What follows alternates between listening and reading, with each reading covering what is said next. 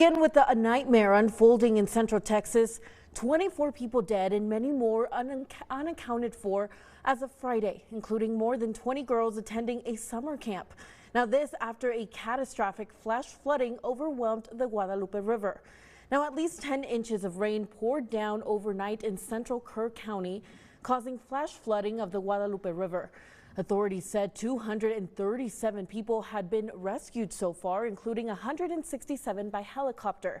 The mayor of Kerrville was emotional as he asked the public for prayer. Please pray for our community. This is a hard day, and there will be hard days to come. Pray for us. We covet your prayers. Now, Governor Abbott signing a disaster declaration for multiple counties in the flood zones. More rain is forecasted into the weekend, and first responders say more flooding is expected in the coming days as water moves downstream.